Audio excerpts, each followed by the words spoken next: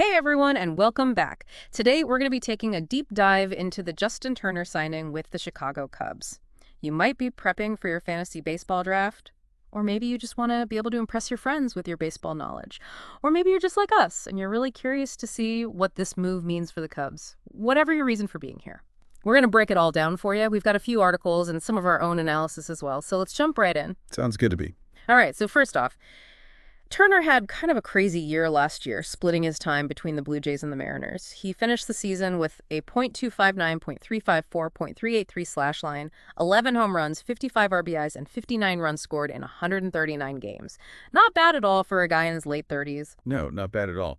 What's interesting to me, though, is that those numbers, while they're good, aren't that far off from his career averages. He's been so consistent throughout his career, especially when you consider that his WRC plus has been around 120 for like almost a decade.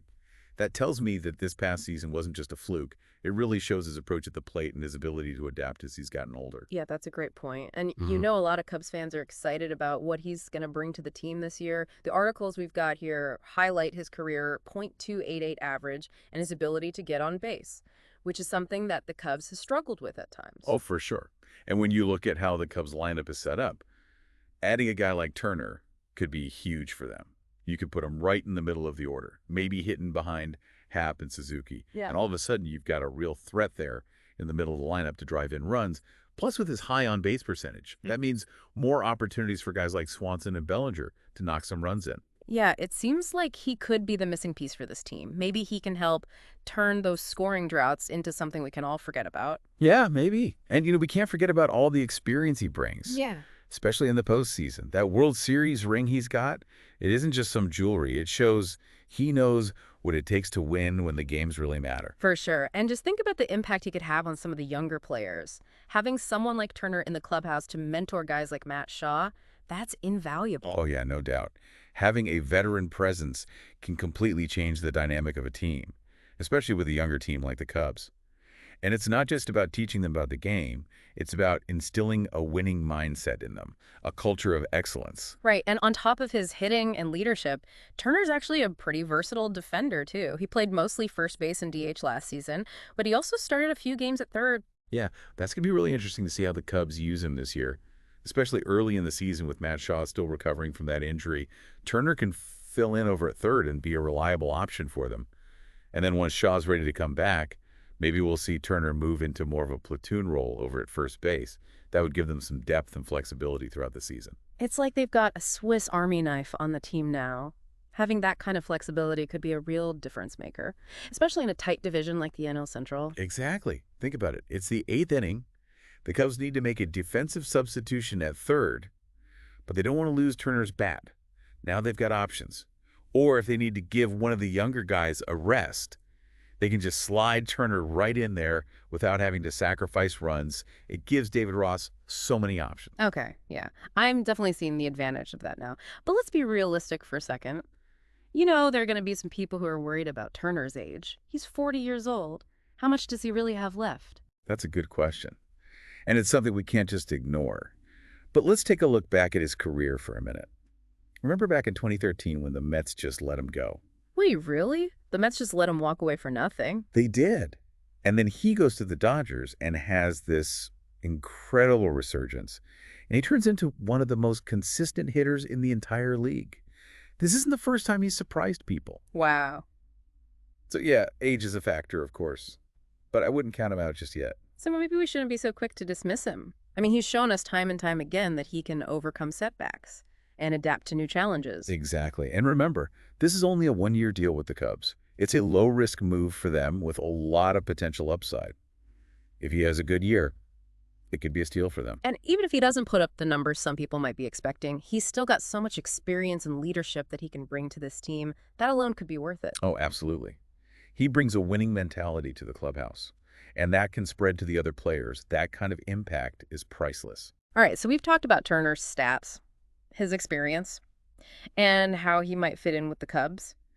But what about the fans? How have they been reacting to this signing? Well, from what I've been seeing online, it seems like most fans are pretty happy about this move. Yeah, I think it's safe to say this signing has definitely gotten people talking. You got a guy like Turner, a World Series champ, Coming to a team that's been rebuilding for a few years, it gives fans some hope, you know? A belief that the front office is actually serious about trying to contend. Yeah, it's a sign that maybe things are finally changing on the north side. Exactly. And for Turner, too. It's a chance to be a part of something special, help a young team grow, and maybe even add another ring to his collection. Speaking of championships, let's talk about the Cubs' chances in the NL Central this year. I mean, they're not exactly the favorites, are they? No, not yet. But that division is wide open. You've got the Cardinals, the Brewers, they're always tough. But there's no clear frontrunner.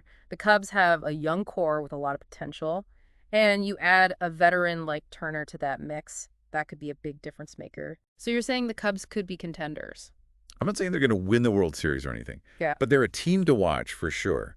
Adding Turner really helps with some of their weaknesses, like their ability to drive in runs, and his veteran presence could really help elevate the play of the guys around him. Okay, so maybe hold off on buying those World Series tickets for now. But there's definitely a reason for optimism. Oh, yeah, definitely. This signing is a good step in the right direction. It'll be interesting to see how it plays out. There's a lot of potential here. They could surprise a lot of people this year. Okay, so we've been talking about all the positives, but let's be honest. There are some potential downsides to this signing, too. Well, yeah, of course. I think the biggest risk is his age. I mean, we've already talked about how he's played better than people expected in the past. But there's no guarantee that he can keep it up for a whole season. And injuries are always a concern, especially with older players. Right. And even if he stays healthy, it's possible that his skills just naturally decline as the season goes on. Father Time catches up to everyone eventually. But at least the Cubs only sign him for 1 year, right? That limits the risk a little bit. Oh, yeah, for sure. That was a smart move by the front office. They can see what he's got left without having to commit to him long term. Best case scenario, he plays well, and it's a great deal for them. Worst case scenario, it doesn't work out, and they can move on without having wasted a bunch of money. So it's a low risk, high reward kind of situation. Exactly. And don't forget about all the intangible stuff he brings too. Even if his numbers aren't what people are hoping for. His leadership, his experience, the way he can mentor the younger players, that stuff can have a big impact on the team's culture, regardless of how he plays. Yeah, I'm starting to see both sides of it now. It's definitely a gamble, but it's one that could really pay off. That's a great way to put it. All right, let's switch gears for a second and talk about the trade deadline. I know it's a long way off, but how do you think Turner's performance might affect what the Cubs do? Let's say he's exceeding expectations, Yeah. and the Cubs are in the playoff race. Do they become buyers at the deadline? Do they try to add more pieces to make a run? That's a good question. And honestly, it's probably something that the front office is already thinking about. If Turner is playing well and the team is in a good spot come July, it would be tough to not go all in. But wouldn't it also depend on how some of the young guys are playing too? Yeah, for sure.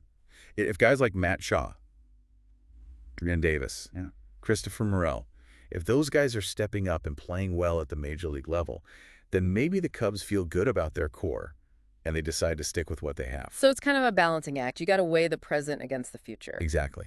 And it's a big decision for the franchise. Do you go for it now and maybe trade away some prospects to get some established players? Or do you focus on building for the long term and hope that the young guys continue to develop? That's a tough decision. It is. And there's really no way to know what they'll do right now. It'll depend on so many things that we can't predict. But hey, that's what makes baseball so much fun, right? Oh, absolutely. Yeah. It's a game full of twists and turns. You never know what's going to happen next. We can analyze all we want. But in the end, it all plays out on the field. And that brings us right back to Justin Turner. His performance this season could really determine what direction the Cubs take. It's going to be interesting to watch. Can he keep defying Father Time and have another great year? Will he be the guy who helps turn the Cubs into a contender? I guess we'll just have to wait and see. But this deep dive has definitely given us a lot to think about. It has. And hopefully it's given you listening a better understanding of what this signing means for the Cubs. We've talked about Turner's stats, how he fits into the lineup, the potential risks and rewards, and even the kind of impact he might have on the team's culture. We've really tried to look at this from all angles. But before we wrap things up, I want to leave you with something to think about. So we've talked about what he brings to the Cubs as a hitter and a leader, and that veteran presence that he has. But I'm curious, what kind of guy is Justin Turner, and how do you think that's going to impact the clubhouse? That's a really good question. And honestly, it's something that doesn't get talked about enough. Right. We get so focused on the numbers and all the stuff that happens on the field Yeah. that we forget that these are real people. with their own personalities and everything. But from what I've seen and read, Turner seems like a genuinely good dude.